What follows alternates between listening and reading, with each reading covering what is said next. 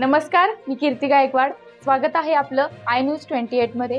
चला तर मग जाणून घेऊयात महाराष्ट्रातल्या ताज्या घडामोडी। सावनेर येथे निःशुल्क महाआरोग्य व रुग्ण भरती, हजारोंच्या संख्येने नागरिकांनी घेतला शिबिराचा लाभ।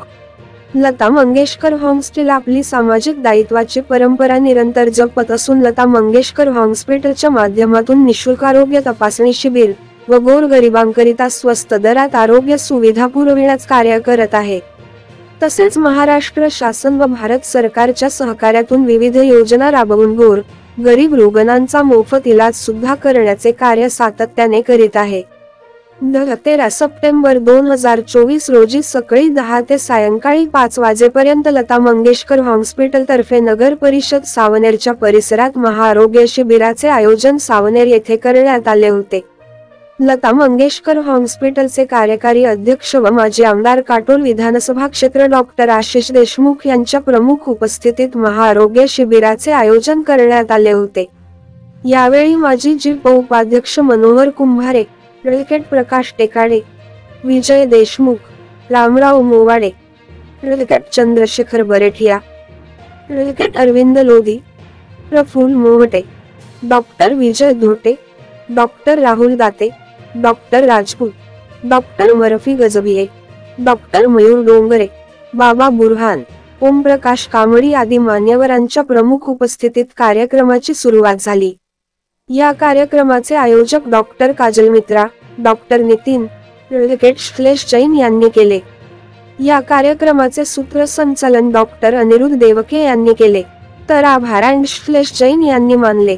प्रतिनिधी पुरुषोत्तम नागपूरकर, सावनेर तालुकाची रिपोर्ट।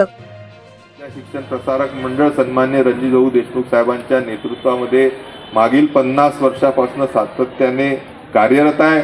आरोग्याच्या सुविधा असो किंवा ग्रामीण भागामध्ये अतिशय चांगल्या दर्जेदार शिक्षणाच्या सुविधा असो, आज काटोल सावनेरमध्ये अतिशय नामांकित ज्या शाळा असतील त्यामध्ये जवाहरलाल नेहरू आपली जी शाळा आहे तीच्या मधून जे मेरिट मुलं येतात ती देखील आम्ही अतिशय चांगल्या रीतीची शिक्षणाची सुविधा सावनेरकरांसाठी उपलब्ध करून दिली आहे। ग्रामीण भागामध्येच नव्हे तर आदिवासी भागामध्ये सिरोंजी सारख्या भागात देखील जिथं शिक्षणाच्या सोयी उपलब्ध नव्हत्या त्या काळापासून आपण शिक्षणाची सुविधा निःशुल्क दरामध्ये लोकांना देतोय। जेव्हा इंग्रजी माध्यमाचं फॅड आपल्या भागात आलं तेव्हा अरविंद इंडो पब्लिक स्कूलच्या माध्यमातून देखील दर्जेदार इंग्रजी मीडियमाचं शिक्षण सन्मान्य रणजितबाबूंच्या संकल्पनेतून आपण या भागामध्ये देतोय आणि अविरत सेवा ह्या भागाची नक्कीच संस्थेच्या माध्यमातून आपल्या सर्वांच्या आशीर्वादाने आम्ही करू शकतो याचा मनस्वी आनंद नक्कीच आहे।